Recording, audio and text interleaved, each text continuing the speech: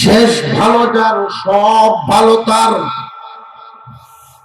কোন কোন মানুষের মরণ হয় নাপাক জায়গায়, আবার কোন মানুষের মরণ হয় পবিত্র জায়গায়।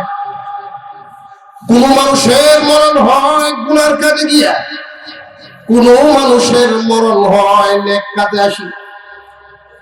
ফেরেশতারা যখন আল্লাহর দরবারে নিবে, রিপোর্ট পেশ করবে, আল্লাহ তোমার বান্দাকে এই হালত থেকে তুলে আনলাম।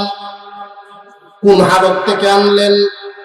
নেক কাজের মধ্যে যাচ্ছে বা গিয়েছে, এমন হালত থেকে আমি উঠে আনলাম। আল্লাহ তার শেষ আমলের উসিলায় মাফ করে দিতে পারে।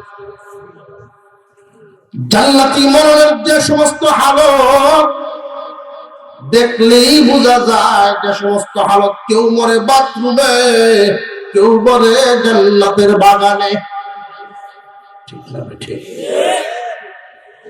আল্লাহ পাক রব্বুল আলামিন কার শেষ আমল কোথায় শেষ করেছেন কেউ জানে না, একমাত্র আল্লাহ জানেন কার মরণটা কোন হালতে হবে। এজন্য আল্লাহর কাছে সব সময় তামান্না, সব সময় চাওয়া, আশা করা, আল্লাহ আমাদেরকে শাহাদাতের মত দিও, নেককারের মরণ দিও, ঈমানের হালতে মরণ দিও, সব সময় চাওয়া। কারণ হলো এই নবীর উম্মতের দাম অনেক বেশি। সমস্ত রূহ একসাথে যখন ছিলাম আমরা, আল্লাহ রাব্বুল আলামিন কিছু রূহ আলাদা বাছাই করে রাখলেন।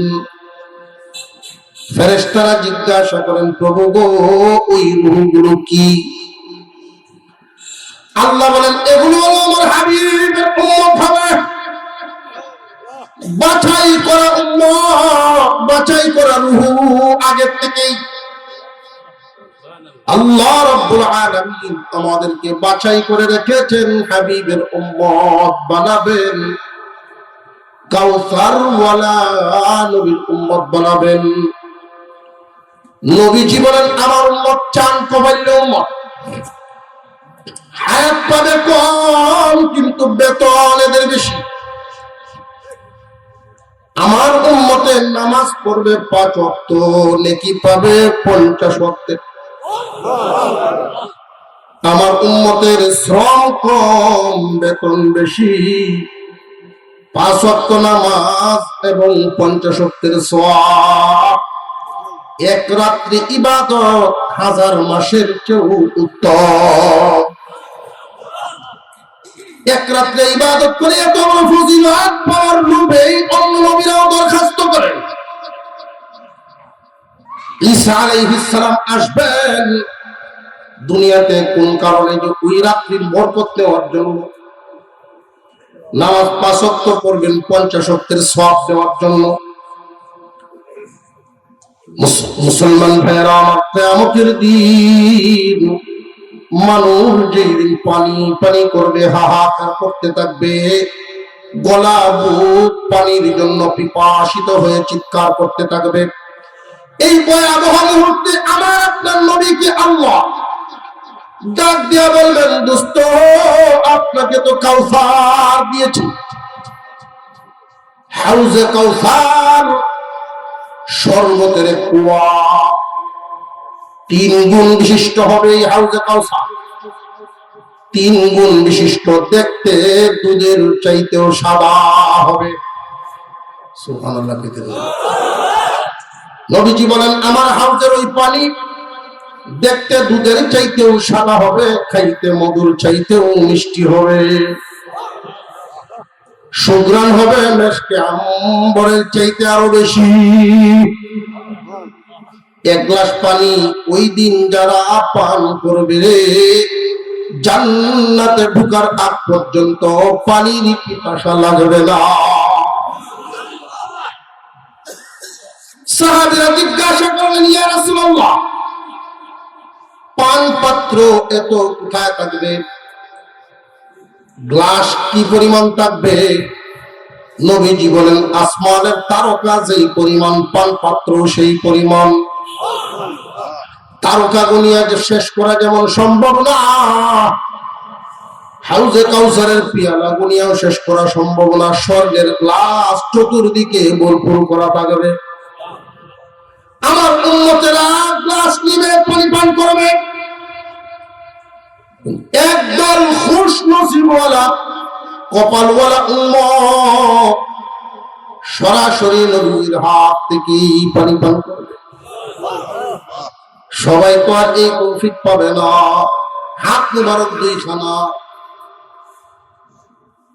কিছু কিছু উম্মত দুনিয়ার জমিনে আল্লাহর দ্বীনের জন্য কুরবানি করনেওয়ালা, আল্লাহর রাসূলের আদর্শে টিকে থাকার জন্য অনেক ত্যাগ কুরবানি দিতে হয়েছে।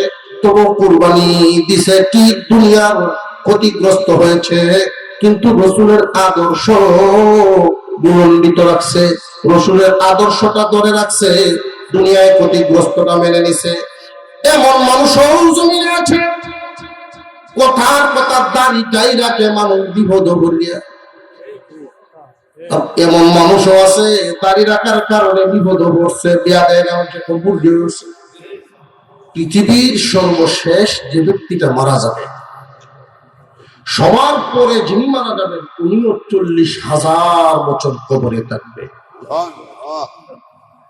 আমার আপনার কি হালত? সবার পরে যে মরবে সে যদি 40,000 বছর থাকে, আমার আপনার লম্বা হয় আরো লম্বা সময়। তো এতদিন যে কবরে থাকবো, কি হালতে থাকবো, কিভাবে থাকবো?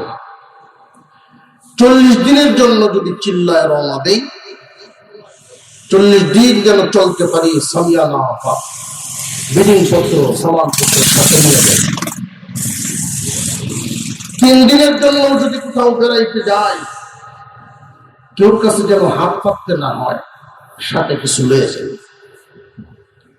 এত লম্বা সফরের জন্য কিছু নেওয়ার দরকার আছে না?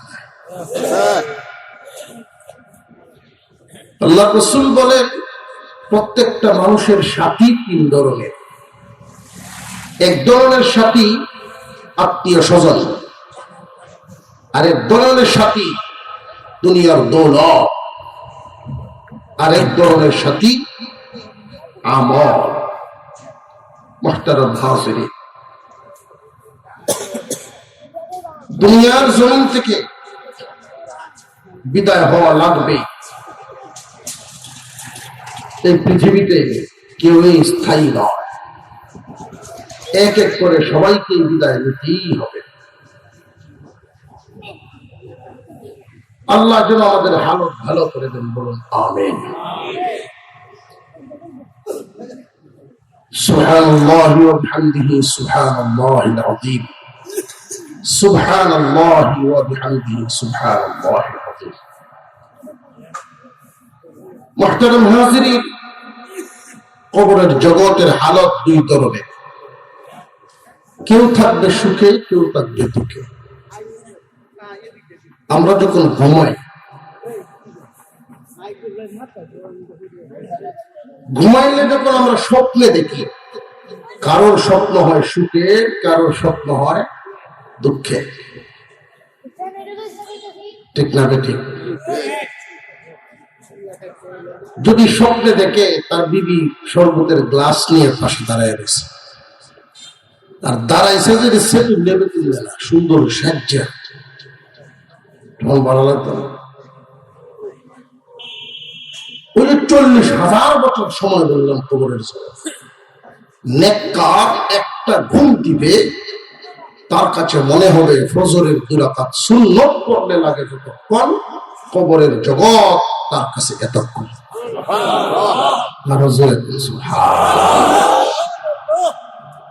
আল্লাহ যেন আমাদের কবরের হালত ভালো করেন, বলুন আমিন। মাহফিল কমিটির সভাপতি মিলন ভাই, উনি আবদার করেছেন, জানাইছেন কর্তৃপক্ষ সূরা কাউসারের আলোচনা করতাম। ইন্না আতাইনা সূরা শুনতে শুনতেই অনেকের মুখস্থ আছে সূরাটা। 30 পারা কুরআনুল কারীমের ভিতরে 114 খানা সূরা আছে।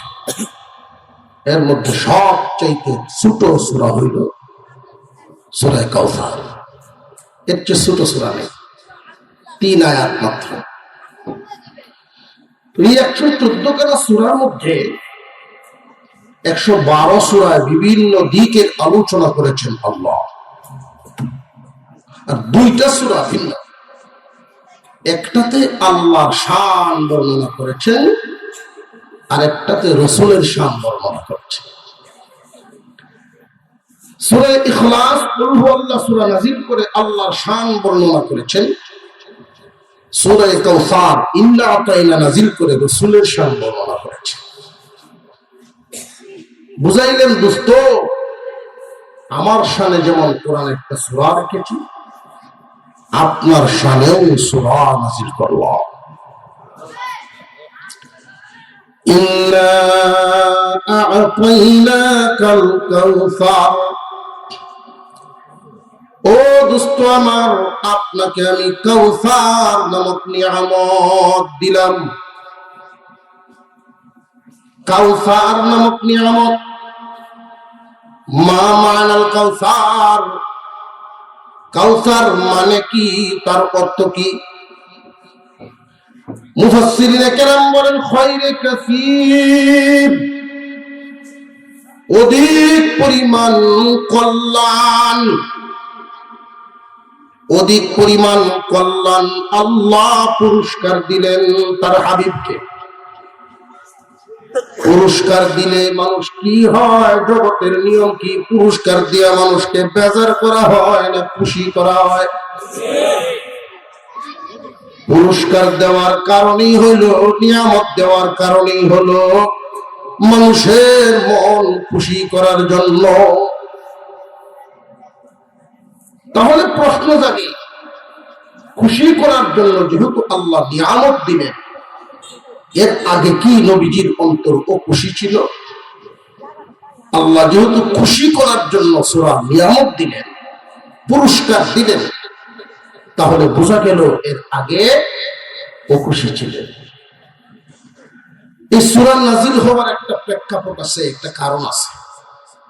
এই কারণটাকে বলা হয় শানে নুজুল।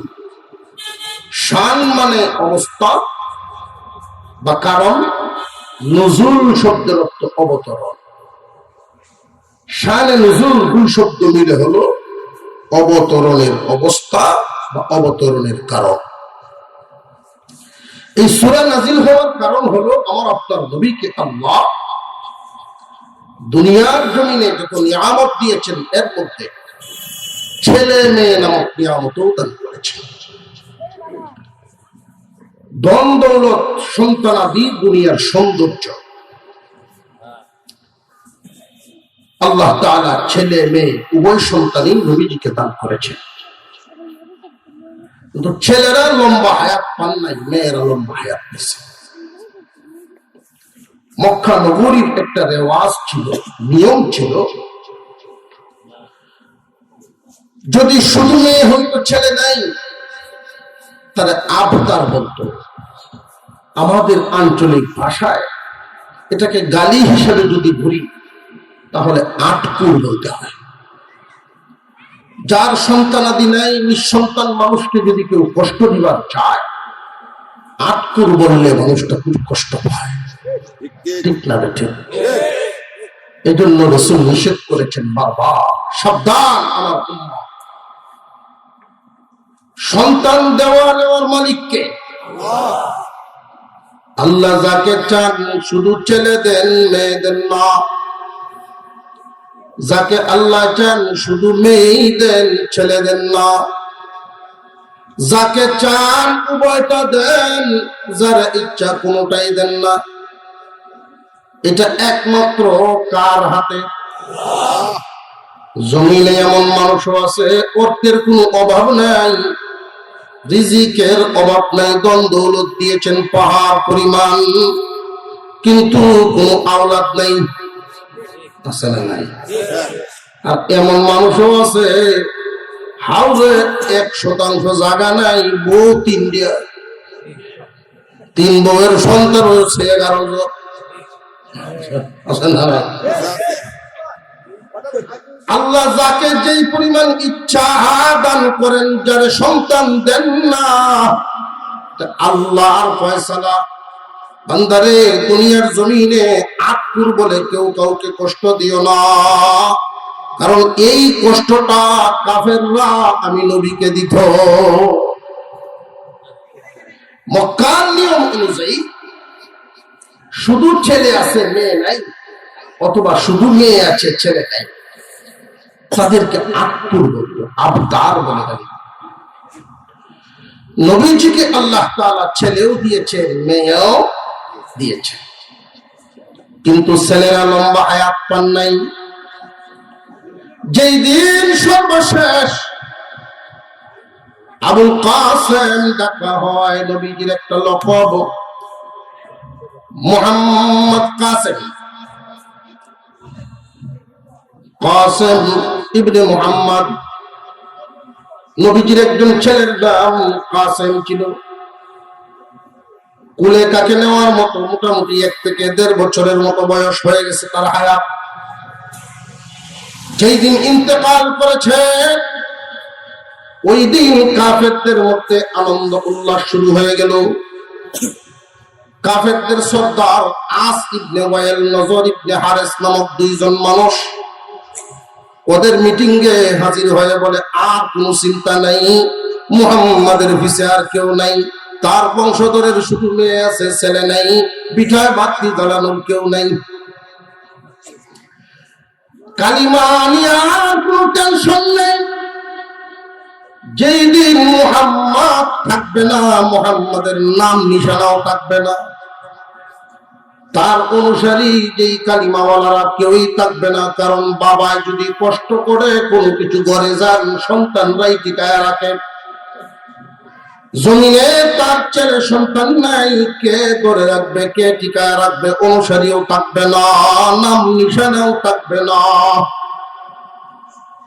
যেই মাত্র এই কথাটা তার কান পর্যন্ত আসলো, একটা ব্যথা আমার আপনার নবীর মনে, সন্তান হারানোর ব্যথা আছে না নাই? যদিও আল্লাহর হাতে সবকিছুই, আল্লাহ দিছেন, আল্লাহ নিছেন। আমার আপনার নবীও তো মানুষদের মধ্য থেকে আল্লাহ বানাইছেন, উনারও তো মানবীয় দিল অন্তর আছে না নাই? বরং দরদি মন আরো বেশি। সন্তানের জন্য চোখের পানি এমনিতেই টলমল করতেছে, আল্লাহর ফয়সালায় খুশি আছেন, কিন্তু ভিতরে ভিতরে তো কান্না আছে। এর মধ্যে আমার আপনার নবীকে আবতার বলে তারা গালি দিল। সূরার শেষ আয়াতে আল্লাহ নিজেই বলেন কোন শব্দটা, ইন্না আ'তাইনাকাল কাউসার ফাসাল্লি লিরাব্বিকা ওয়ানহার ইন্না শানিআকা হুয়াল আবতার। আবতার বলছে তারা, মুহাম্মদ আবতার, তার নিয়ে আর কোনো টেনশনই নাই, চিন্তা নাই। যে মাত্র এই কথাটা আমার আপনার নবী শুনলেন, সিজদায় পড়ে কান্না শুরু করে দিলেন। এত লম্বা সিজদা দিয়েছিলেন, চেহারা মুবারকে রক্ত জমা হয়ে গেছে। ইয়া রাব্বাল আলামিন, ছেলে নিয়ে গেছেন, আমি এত কষ্ট পাই নাই। ওরা আমারে আটকুল বলে গালি দেয়, আমার রেখে যাওয়া ধর্ম নাকি দুনিয়াতে থাকবে না। আয় আল্লাহ, এই কালিমার জন্য তায়েফের ময়দানে আমি রক্ত ঝরাইলাম, এই কালিমা কি থাকবে না? আমি মুহাম্মাদের নাম নিশানা নাকি থাকবে না? আল্লাহ রাব্বুল আলামিন আমার আপনার পয়গম্বরকে তখন খুশি করার জন্য জিবরাইলকে দিয়ে এই সূরা কানা নাযিল করে, ইন্না আ'তাইনাকাল কাউসার ফাসাল্লি লিরাব্বিকা ওয়ানহার ইন্না শানিআকা হুয়াল আবতার। ও দোস্ত আমার, মাথা উঠান, আপনাকে আমি কাউসার নামক নিয়ামত দিলাম। সুতরাং আপনি আপনার রবের নামে নামাজ আর কুরবানি আদায় করেন, আর নিশ্চয়ই আপনার শত্রু যারা তারাই হবে আপনার। আপনার শত্রু যারা, ওদেরই কোনো নাম নিশানা থাকবে না, ওদের কথায় আপনি মনোক্ষুণ্ণ হবেন না। আমি আপনাকে কাউসার দিয়ে দিলাম, দিয়ে দিলেন কাউসার। আয়াতের শেষে বললেন ওদেরই নাম নিশানা থাকবে না। যেই কথায় কষ্ট পেয়েছিলেন, নাম থাকবে না, ধর্মের অনুসারী থাকবে না, যে ধর্মের অনুসারী দিলাম নাম থাকবে, এই কথা তিনি বলেন নাই। বললেন কি? কাউসার দিলাম। কাউসার শব্দের অর্থের ভিতরেই নাম নিশানাও থাকবে, অনুসারীও থাকবে, সমস্ত কল্যাণ এর ভিতরে ঢুকায় দিলেন। এমনই একটা নিয়ামত কাউসার। মুফাসসিরিনে কেরাম বলেন 26টা কল্যাণ উল্লেখ করা হয়েছে, যেই কল্যাণগুলো কোন নবীকে আল্লাহ দান করেন নাই। এক নম্বর, তারা বলেছে মুহাম্মাদের নাম থাকবে না। আল্লাহ রাব্বুল আলামিন ওয়ারাফা'না লাকা যিকরা, আপনার নাম সমুন্নত করব। দুনিয়ার জমিনে বর্তমানেও খেয়াল করে দেখবেন, বিজ্ঞানীরা বাতাস পরীক্ষা করে রিপোর্ট পেশ করেছে, বাতাসে যত শব্দ পাওয়া যায় সবচাইতে বেশি পাওয়া যায় আল্লাহর নাম, দ্বিতীয়তে মুহাম্মাদের নাম। দুনিয়ার জমিনে আযান যে হয়, সব জায়গায় কি একসাথে না বেশ কম আছে? গরিব টাইমের তো বেশ কম।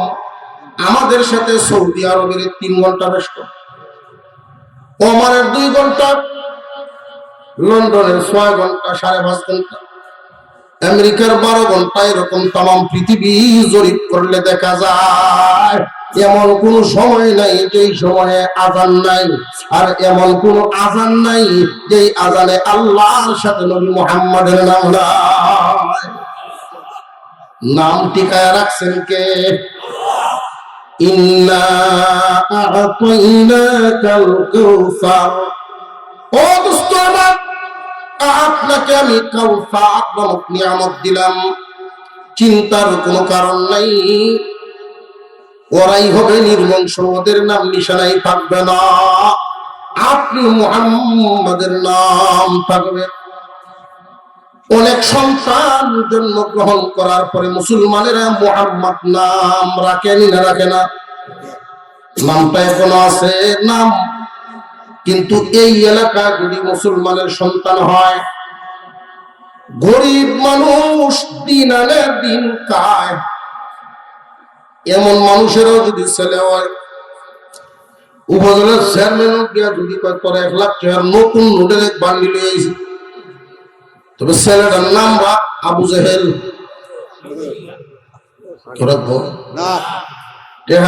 রাখতো না, কারণ আল্লাহ বলেছেন এদের নাম নিশানা থাকবে না। পৃথিবীর ইতিহাসে প্রমাণ হয়ে আছে, যুগে যুগে আল্লাহর রাসূলকে আল্লাহ জানায় দিলেন, দোস্ত কাউসার দিলাম আপনাকে এবং কিয়ামত পর্যন্ত আপনার উম্মতদের শত্রু যারা নাম নিশানা হবে, তারা নাম নিশানা হারা হবে, তারা সর্বহারা হবে, তারা এই জমিনে আপনার দল, আপনার ধর্ম টিকে থাকবেই থাকবে। বহু মানুষ মুছতে চাইবে, মুছতে পারবে না। বহু মানুষ এই ইসলামকে জমিনে দফন করতে চাইবে, কিন্তু আমি তো ইসলামকে এমন ভাবেই দিলাম, বীজের মতো বানায় দিলাম। যেমন বীজ যদি দফন করে, একটা দেখবেন আলু লাগাইছে, একটা এখান থেকে গাছ হয়, গাছ হয়ে আলু কি একটা হয় না ঝুমটা বাঁধতে হয়? কেউ যদি ইসলামকে দামাইতে চায়, বুকার রাজ্যে বাস করে, আল্লাহ জিম্মাদারি নিয়েছেন, কোরআন নাজিল করেছেন তিনি, হেফাজতের জিম্মাদারিও নিয়েছেন তিনি।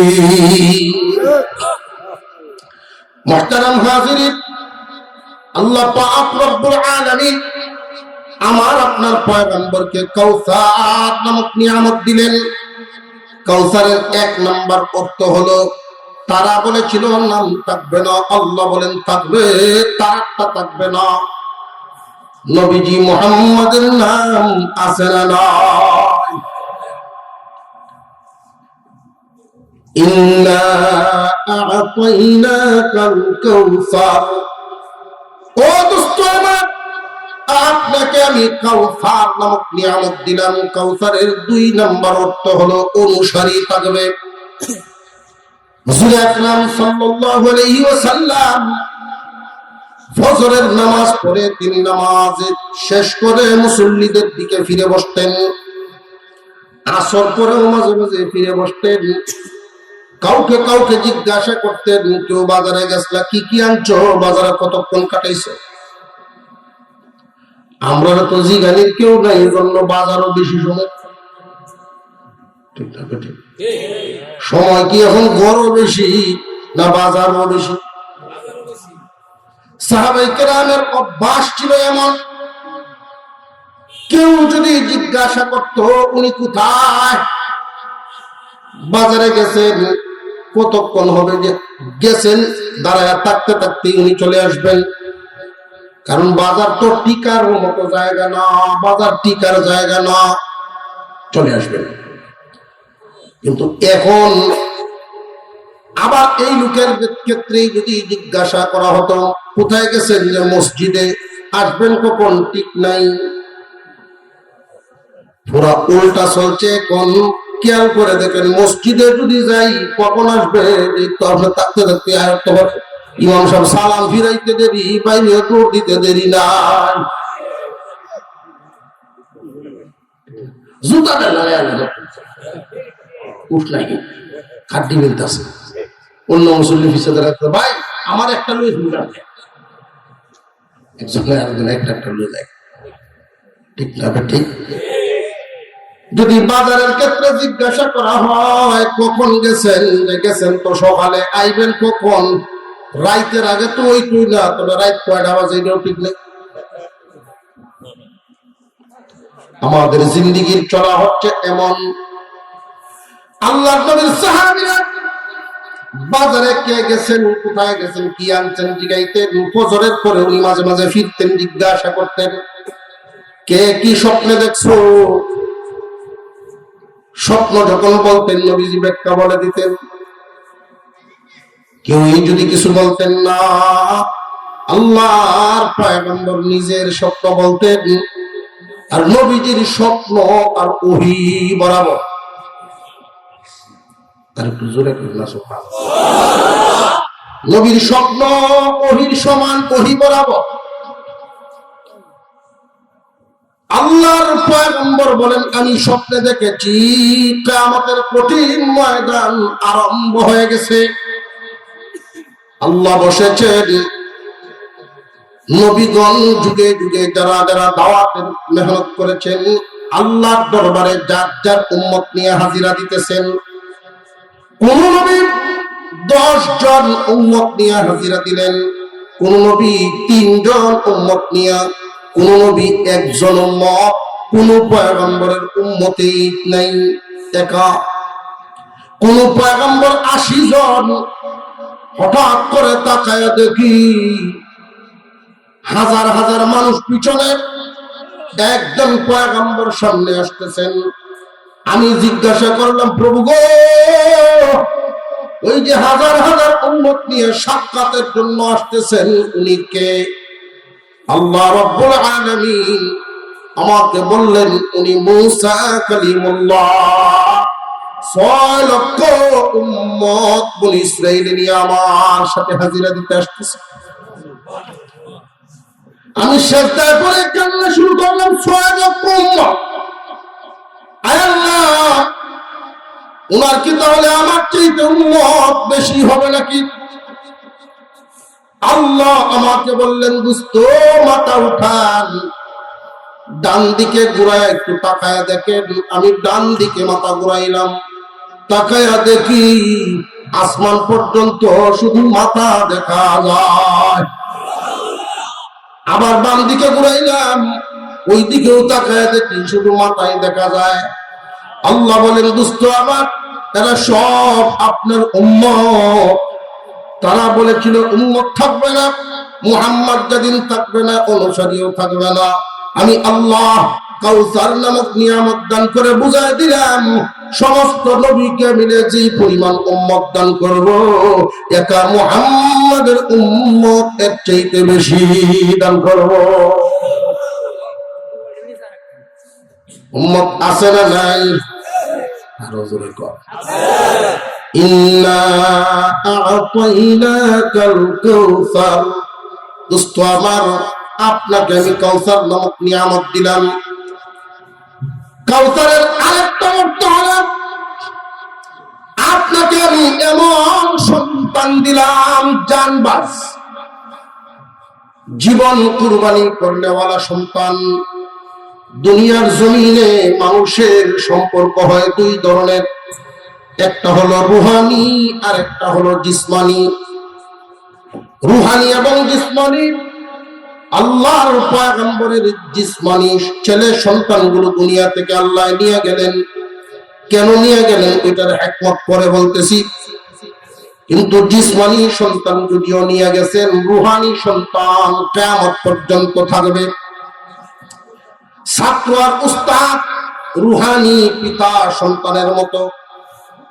রুহানি পিতা হুজুর আকরাম সাল্লাল্লাহু আলাইহি ওয়াসাল্লামকে আল্লাহ বুঝায় দিলেন, দোস্ত আপনার রুহানি সন্তানেরা কিয়ামত পর্যন্ত জিসমানি সন্তানের চেয়েও বেশি ভূমিকা রাখবে। দুনিয়ার জমিনে জিসমানি সন্তান পিতার ইজ্জত রক্ষা করার জন্য প্রতিবাদ করবে, আন্দোলন করবে, মারামারি করবে। বাজারে যদি কেউ বাপের নাম নিয়ে মন্দচারী কয়, তার সন্তানরা কি চুপ থাকবে না সাথে সাথে ধরবে? ঠিক তেমনি ভাবে এর চাইতেও মজবুত হৃদয়ওয়ালা, মজবুত জিগরওয়ালা সন্তান আপনার জিসমানি না থাকলেও রুহানি আমি দান করবো। কিয়ামত পর্যন্ত আপনার রুহানি সন্তানেরা জমিনে থাকবে।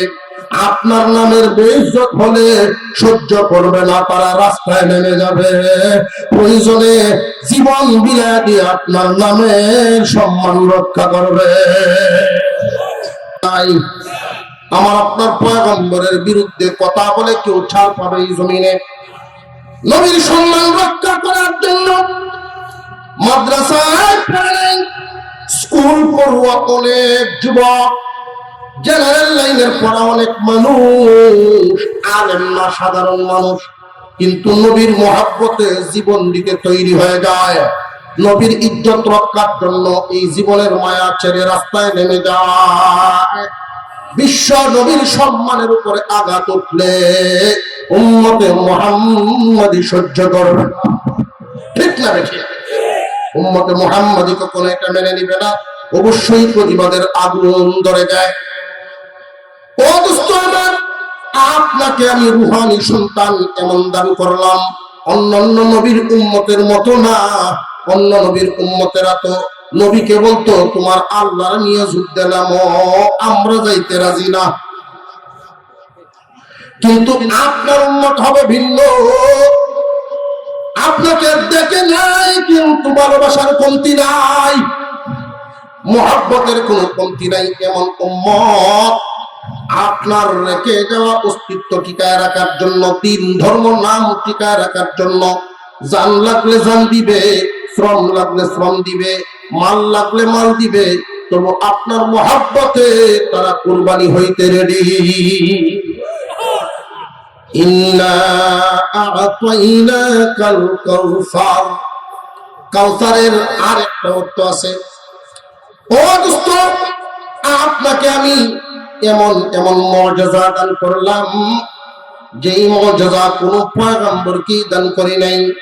অন্যান্য নবীগণকেও আল্লাহ মুআজিজা দিয়েছেন, আমার আপনার নবীকেও মুআজিজা দিয়েছেন, কিন্তু অন্যান্য নবীদের তুলনায় আমার আপনার পয়গম্বরের মুআজিজার মর্যাদা অনেক বেশি। কেমন বেশি মুসলমান? খেয়াল করে দেখেন, নূহ আলাইহিস সালাম মুআজিজা পেয়েছেন, ইব্রাহিম আলাইহিস সালাম মুআজিজা পেয়েছেন। সমস্ত নবীগণের মুআজিজা বর্ণনা করা তো আর এক বৈঠকে সম্ভব না।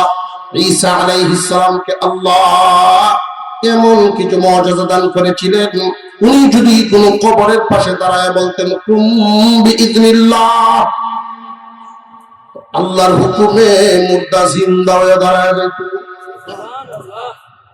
আবার আলোচনার পর মুর্দা আগের হালতে চলে যেত। পাখি দিয়া মাটি দিয়া পাখি বানাইয়া যদি উনি ফু দিতেন, ওই মাটির পাখিটাই জিন্দা হয়ে যেত। কিন্তু মানুষের চোখের আড়ালে গিয়া আবার মাটির পাখি মাটিতেই মিশিয়া যাইত। আমার আপনার পাগল এমন মুজিজা পেয়েছেন, সাহাবীদেরকে নিয়ে দাওয়াত পেয়েছেন জাবের রাদিয়াল্লাহু তাআলা আনহুর বাড়ি। উনি বললেন, জাবের রে, কাঁটাগুলো একত্রিত করো। কাঁটাগুলো একত্রিত করা হলো। নবীজি একটা স্তূপের মধ্যে হাত রাখলেন, কি জেনে পড়েছেন? জাবের বলেন, কি পড়ছেন শুনি নাই, টুট নড়েছে দেখেছি। আল্লাহর রাসূল ফু দিলেন, আমি তাকায়া দেখি একটা হাড় আর একটা হাড়ের সাথে জোড়া লাগা শুরু হয়ে গেছে। কিছুক্ষণের ভিতরে আমার পুরো ছাগলটাই জমিনে দাঁড়ায় গেছে। ছাগল নিয়ে গেছে উঠানো। বউয়ে কয়, কি গো, এটা কি আমরাটার মতো দেখা? মতো কইও না, আমরাটাই মতো না, আমরাটাই। ছাগল কি আবার মাটি হয়ে গেছে না রইছে? ঈসা নবীটা চলে যাইতো, কিন্তু নবীজিরটা আরো মজবুত। এই ছাগলের বংশ বিস্তার এমন হওয়া হয়েছে, মদিনার অলিতে গলিতে জাম লেগে যেত, জাম। নবীজির বরকতের সেই ছাগল। আল্লাহর পয়গম্বরকে আল্লাহ তাআলা এমন কিছু মুজিজা দান করেছেন, অন্যান্য নবীগণ বিদায় সাথে সাথে মুজিজাও বিদায়। কিন্তু বিশ্ব নবীর সবচাইতে বড় মুজিজা কুরআনুল কারীম। আল্লাহর রাসূল চলে গেলেন, নবীজি বলেন, মুজিজা সবচেয়ে বড় মুজিজা কুরআন রেখে গেলাম তোমাদের জন্য কিয়ামত পর্যন্ত, যে যেমন পারো তা গ্রহণ করো। এমন লোক আছে কুরআন গ্রহণ করার কারণে মাটির মানুষ সোনার মানুষ হয়ে গেছে। যে যেমন পারো দাম বাড়াও, কোরআন পড়বা সওয়াব পাই, অন্তর সাফ হবে, আল্লাহ সন্তুষ্ট হবে। কোরআন থেকে দূরে থাকবা, অন্ধকারে ডুবে যাইবা। এই জন্যই পৃথিবীর সমস্ত চক্রান্তকারীরা, ইসলামের যত শত্রুপক্ষ, যত লাইনে ইসলামের ক্ষতির চিন্তা ভাবনা, সকলের লক্ষ্য উদ্দেশ্য একটা। এক এক লাইনে মুসলমানদের ক্ষতির চিন্তা, কিন্তু ঘুরে ফিরে লক্ষ্য একটাই, উম্মতকে কিভাবে কোরআন থেকে দূরে রাখা যায়। উম্মত যদি কোরআন থেকে দূরে থাকে, আলো পাবে না, আর তারাই ধ্বংস হবে। কোরআনের যত কাছে থাকবে, কোরআনের সংস্পর্শে থাকবে, উম্মত আলোকিত হবে, দুনিয়ায়ও কামিয়াবি, আখিরাতেও কামিয়াবি। শয়তানের চ্যালেঞ্জ, আদম জাতি যেন কামিয়াব হতে না পারে, এজন্য ইহুদিদের বেশ নিয়া, খ্রিস্টানদের বেশ নিয়া, বিভিন্ন নাফরমানের বেশ নিয়ে ইসলামের ক্ষতির চিন্তা, মুসলমানদের উভয় জাহানের ক্ষতির চিন্তায় শয়তান ব্যস্ত। আমরা সেই ব্যস্ত হওয়াটা ব্যর্থ করে দেব। উম্মতে মুহাম্মাদী সব সময় কোরআনকে ধরে রাখবো, কোনো না কোনো ভাবে কোরআন পড়ে, কোরআন পড়াইয়া, কোরআন পড়ানোর ব্যবস্থা করিয়া। যে সমস্ত জায়গায় মাদ্রাসা আছে, মাদ্রাসাগুলোর সাথে লেগে থাকবে। নাই যে জায়গায় মাদ্রাসা, কোরআন পড়ার ব্যবস্থা মক্তব জায়গায় জায়গায় করে দেব ইনশাআল্লাহ। কোরআন যত বেশি পড়া হবে, জমিনে তত বরকত বেশি হবে। মাটির নিচের খনিজ সম্পদ দান করেছেন কে? আল্লাহ দান করেন। মানুষকে অল্প জায়গায় বেশি বরকত দিতে পারেন কে? আর বেশি জায়গায়ও তার পোষাবে না, এই অভাব অনটন আসতে পারে। এই জন্য বরকত আসে যেই কাজে, ওই কাজ থেকে যেন আমরা দূরে না থাকি। আল্লাহর কালাম পড়া পড়ানোর কাজে যেন আমরা ব্যস্ত হয়ে যাই। মনে থাকবে ইনশাআল্লাহ। ইন্না আ'তাইনাকাল কাউসার। ও দোস্ত আমার, আপনাকে আপনাকে আমি কাউসার নামক নিয়ামত দিলাম খুশি করার জন্য। কি নিয়ামত? নামটা মনে রাখবেন, কাউসার। আমার আপনার পয়গম্বরের যত টাইটেল আছে এর মধ্যে একটা টাইটেল হলো কাউসার ওয়ালা নবী। দুনিয়ার জমিনটা, এই দুনিয়ার জমিন কেউই চিরদিন থাকার জায়গা না, সবাইকেই যেতে হবে। শেষ ভালো যার, সব ভালো তার। কোন কোন মানুষের মরণ হয় না পাপ জায়গায়, আবার কোন মানুষের মরণ হয় পবিত্র জায়গায়। কোন মানুষের মরণ হয় গুনার কাজে গিয়া, কোন মানুষের মরণ হয় নেক কাজে আসি। ফেরেশতারা যখন আল্লাহর দরবারে নিবে, রিপোর্ট পেশ করবে, আল্লাহ তোমার বান্দাকে এই হালত থেকে তুলে আনলাম। কোন হালত থেকে আনলেন? নেক কাজের মধ্যে যাচ্ছে বা গিয়েছে এমন হালত থেকে আমি উঠে আনলাম। আল্লাহ তার শেষ আমলের উসিলায় মাফ করে দিতে পারে। জান্নাতি মরণের যে সমস্ত হালত দেখলেই বোঝা যায়, যে সমস্ত হালত, কেউ মরে বাথরুমে, কেউ মরে জান্নাতের বাগানে। ঠিক না? ঠিক। আল্লাহ পাক রব্বুল আলামিন কার শেষ আমল কোথায় শেষ করেছেন কেউ জানে না, একমাত্র আল্লাহ জানেন কার মরণটা কোন হালতে হবে। এজন্য আল্লাহর কাছে সব সময় তামান্না, সব সময় চাওয়া, আশা করা, আল্লাহ আমাদেরকে শাহাদাতের মত দিও, নেককারের মরণ দিও, ঈমানের হালতে মরণ দিও, সব সময় চাওয়া। কারণ হলো এই নবীর উম্মতের দাম অনেক বেশি। সমস্ত রূহ একসাথে যখন ছিলাম আমরা, আল্লাহ রাব্বুল আলামিন কিছু রূহ আলাদা বাছাই করে রাখলেন। ফেরেশতারা জিজ্ঞাসা করেন, প্রভু গো, ওই রূহগুলো কি? আল্লাহ বলেন, এগুলো হলো আমার হাবিবের উম্মত হবে, বাছাই করা উম্মত, বাছাই করা রূহ আগে থেকেই। আল্লাহ রাব্বুল আলামিন আমাদেরকে বাছাই করে রেখেছেন, হাবিবের উম্মত বানাবেন, কাউসার ওয়ালা নবীর উম্মত বানাবেন। নবীজি বলেন, আমার উম্মত চান কমাইল উম্মত, হায়াত পাবে কম কিন্তু বেতন এদের বেশি। আমার উম্মতের নামাজ পড়বে 5 ওয়াক্ত, নেকি পাবে 50 ওয়াক্তের।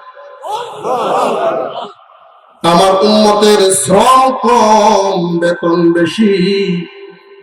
5 ওয়াক্ত নামাজ এবং 50 ওয়াক্তের সওয়াব, এক রাত্রি ইবাদত 1000 মাসের চেয়েও উত্তম। এক রাত্রে ইবাদত করে এত বড় ফজিলত পাওয়ার লোভে অন্য নবীরাও দরখাস্ত করেন। ঈসা আলাইহিস সালাম আসবেন দুনিয়াতে কোন কারণে? যে ওই রাত্রির বরকত নেওয়ার জন্য। নামাজ 5 ওয়াক্ত পড়বেন 50 ওয়াক্তের সওয়াব দেওয়ার জন্য। মুসলমান ভাইরা আমার, কিয়ামতের দিন মানুষ যেদিন পানি পানি করবে, হাহাকার করতে থাকবে, গলা বুক পানির জন্য পিপাসিত হয়ে চিৎকার করতে থাকবে। এই ভয়াবহ মুহূর্তে আমার আপনার নবীকে আল্লাহ ডাক দিয়া বলবেন, দোস্ত, আপনাকে তো কাউসার দিয়েছি, হাউজে কাউসার, শরবতের কুয়া, 3 গুণ বিশিষ্ট হবে এই হাউজে কাউসার। 3 গুণ বিশিষ্ট, দেখতে দুধের চাইতেও সাদা হবে। সুবহানাল্লাহ। নবীজি বলেন, আমার হাউজের ওই পানি দেখতে দুধের চাইতেও সাদা হবে, খাইতে মধুর চাইতেও মিষ্টি হবে, সুঘ্রাণ হবে মেশকে আম্বরের চাইতে আরো বেশি। 1 গ্লাস পানি ওই দিন যারা পান করবে, জান্নাতে ঢোকার আগ পর্যন্ত পানির পিপাসা লাগবে না।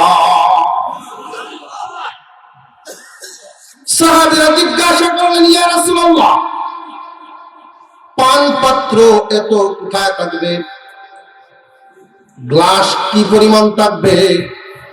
নবীজি বলেন, আসমানের তারকা যেই পরিমাণ, পান পাত্র সেই পরিমাণ। তারকা গুনিয়া যে শেষ করা যেমন সম্ভব না,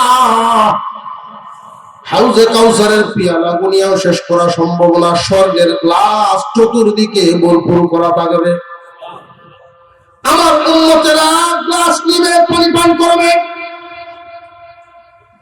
একদল খুশ নসিবওয়ালা কপালওয়ালা উম্মত সরাসরি নবীর হাত থেকে পানি পান করবে। সবাই তো আর এই তৌফিক পাবে না। হাত মুবারক দুইখানা। কিছু কিছু উম্মত দুনিয়ার জমিনে আল্লাহর দ্বীনের জন্য কুরবানি করনেওয়ালা, আল্লাহ রাসূলের আদর্শে টিকে থাকার জন্য অনেক ত্যাগ কুরবানি দিতে হয়েছে। তবু কুরবানি দিছে ঠিক, দুনিয়ার ক্ষতিগ্রস্ত হয়েছে, কিন্তু রাসূলের আদর্শ বুলন্দিত রাখছে, রাসূলের আদর্শটা ধরে রাখছে, দুনিয়ায় ক্ষতিগ্রস্তটা মেনে নিছে। এমন মানুষও জমিনে আছে, কথার কথা দাড়িটাই রাখে মানুষ বিপদ করিয়া। এমন মানুষও আছে দাড়ি রাখার কারণে বিপদ পড়ছে, বিয়া দেয় না, বুদ্ধি হচ্ছে। স্মার্ট যুবক, স্মার্টনেসটা নষ্ট হয়ে গেছে দাড়ি রাখার কারণে। বাপেও কয়, ভাবছিলাম এটা একটু ভালো হইব, হতে আছে মুন্সি সেজে উঠছে। বন্ধু বান্ধবেও বিভিন্ন সময় কুসা কাসা দেয়, কিরে এই বয়সের দাড়ি রাখছস, কি সেটকাইছস?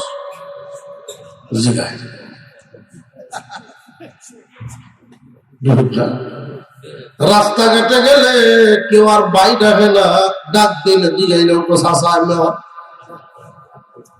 কারণ যার দাড়ি কাঁচা তারে না হে চাষা, যার দাড়ি সাদা তারে না হোক দাদা। মিল তো আসবে। যার দাড়ি নাই তারে না হে ভাই। মিল আছে একটা। বয়সে যদি বেশ কম হয়, তার চাইতে বড় বয়সের মানুষটা পাশে বসা তারে ভাইজান কয়, তারে ভাই কয়, রে রে চাচা কয়। মনটা থেকে কষ্ট লাগলেও বেটা দাঁড়িয়ে ভালো হয় না।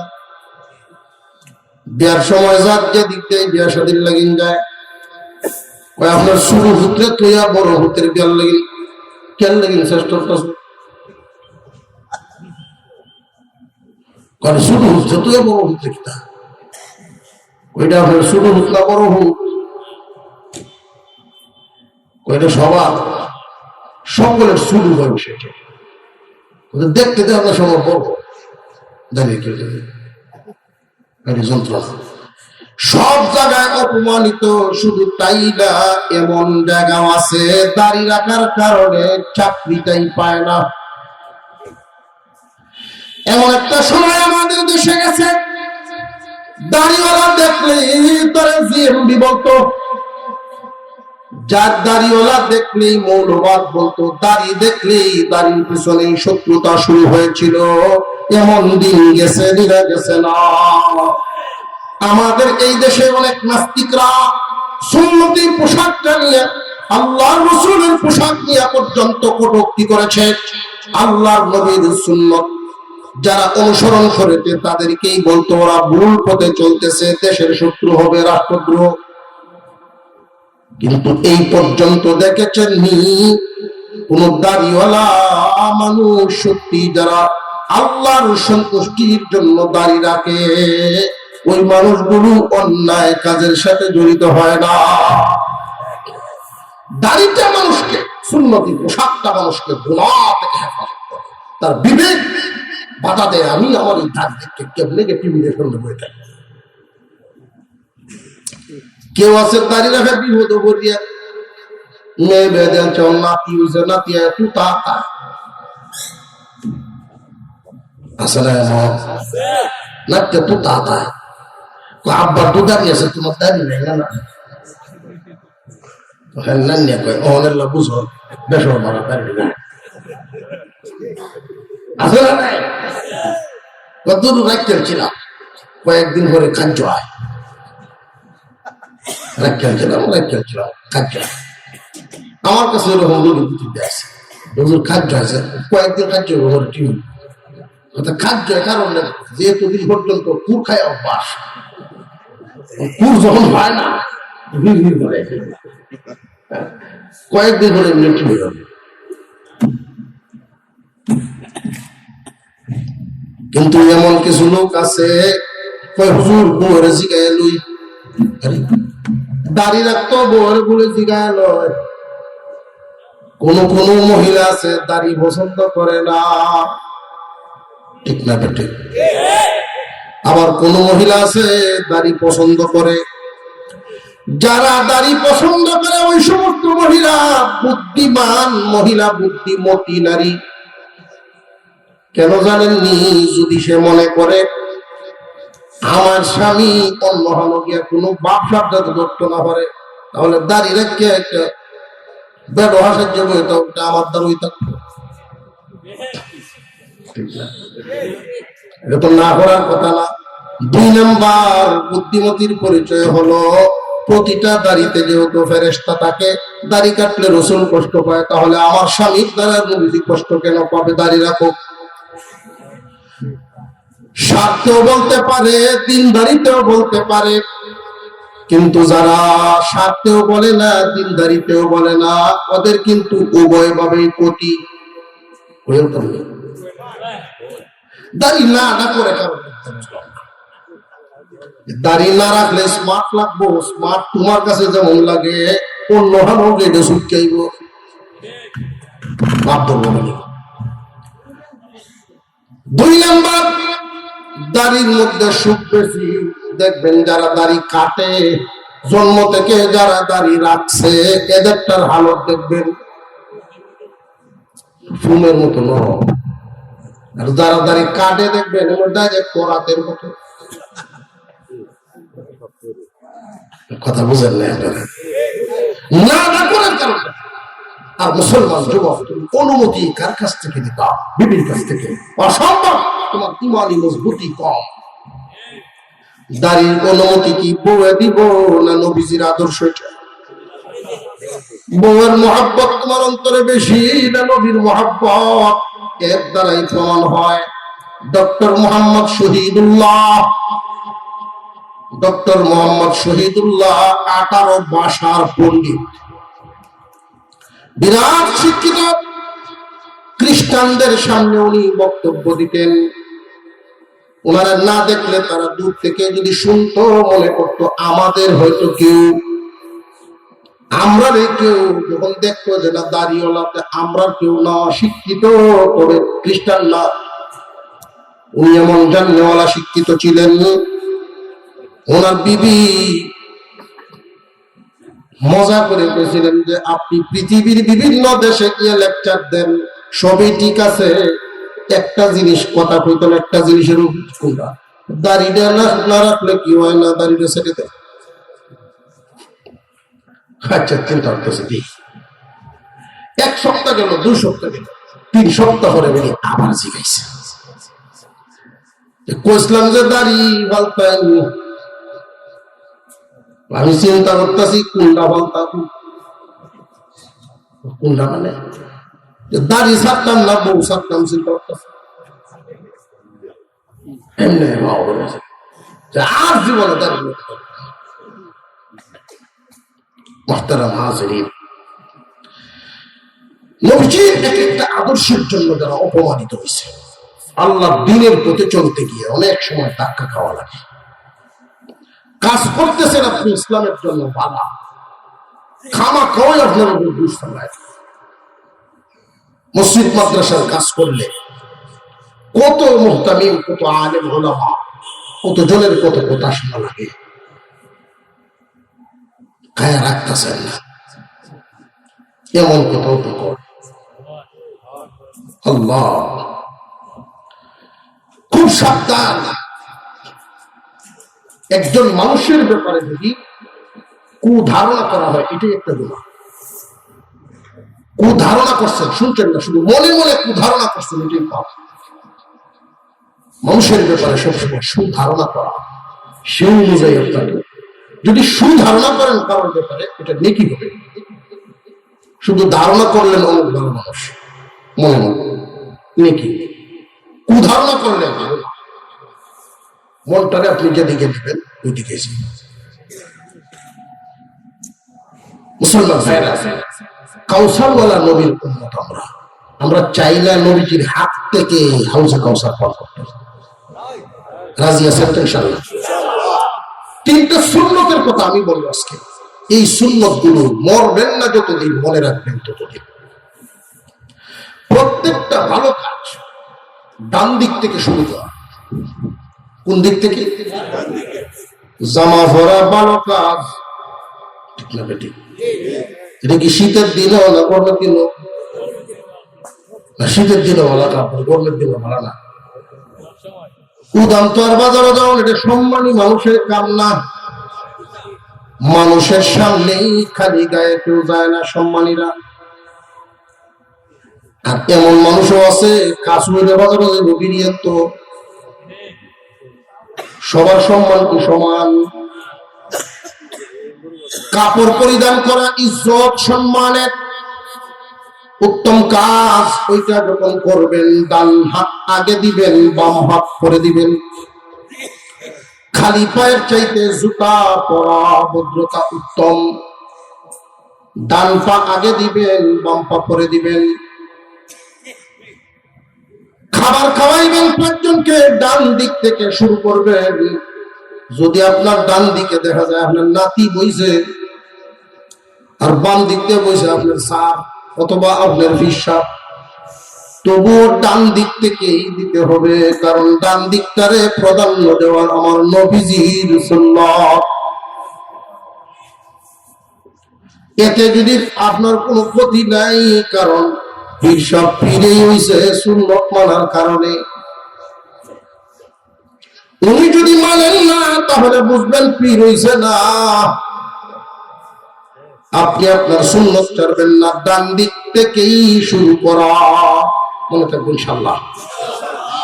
প্রত্যেকটা ভালো কাজে, ভালো স্থানে কোন দিকটারে প্রাধান্য দেওয়া? ডান দিক। ভালো জায়গা যাইবেন, কোন পাওটা আগে দিবেন? বাথরুমে গেলে কোন পাও দেবেন? কারণ বাথরুমের ভিতরের চাইতে বাহির উত্তম। ভিতরের চাইতে বাথরুমের ভিতরে সব চাইতে বেশি ক্ষতি করে জিন্নাত।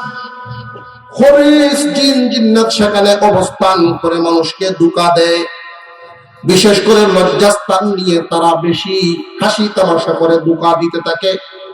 এই জন্য নবীজি দোয়া শিখাইয়া দিয়েছেন, আল্লাহুম্মা ইন্নী আউযু বিকা মিনাল খুবুসি ওয়াল খাবাইস। দোয়া পরে বাম পা দিয়ে যারা বাথরুমের ভিতরে ঢুকবে, ওই ব্যক্তিটার শয়তানের মাঝখানে আল্লাহর কুদরত দিয়ে গ্লাস ফিটিং হয়ে যায়। শয়তান কুদৃষ্টি দিতে পারে না। মুহতারাম হাজিরিন, বাথরুম থেকে বের হওয়ার সময় কোন পা দেওয়ান? কিন্তু বাথরুমে যাওয়ার সময় আসল কথা বলবেন। মাসলা জানে ঠিক, কিন্তু পালন কয়জন করতো মনে পায় না। টাইমে বদা লইয়া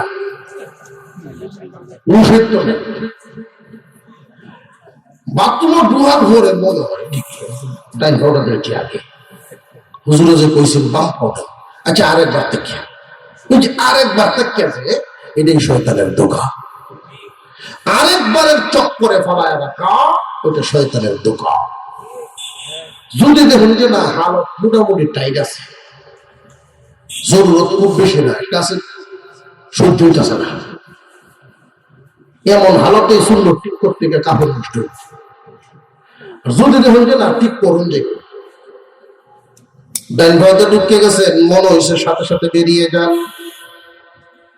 জাগাত ভুল ঠিক করেন, শয়তানের টের ভাই বুঝে না। এর হিসেবে তো শয়তান আমার চাইতে বড়টা লেগেছে, আমার চাইতে উস্তাদ বড়, উস্তাদ দেখে গেছে, তারে শিখাইয়া দেন কেমনে ঠিক করুন।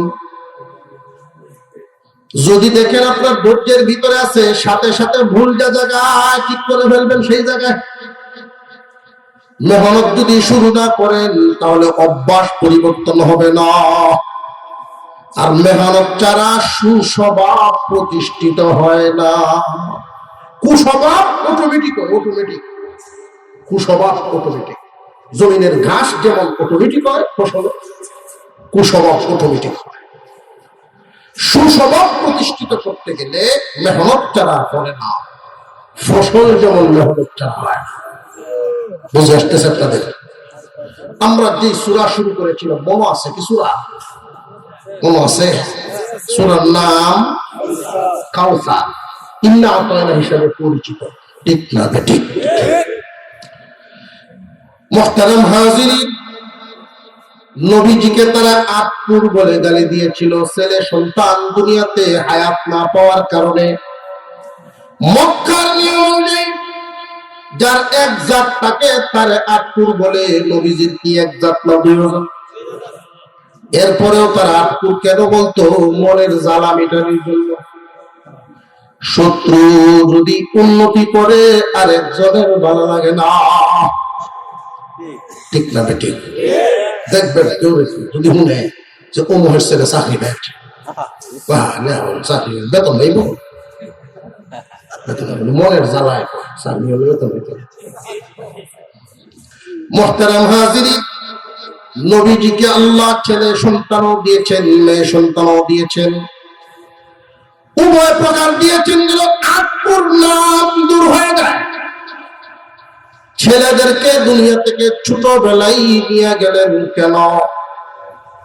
আমরা হয়তো মনে মনে ভাবতে পারি যদি আল্লাহ না নিতেন আটপুর তো আর বলতে পারতো না।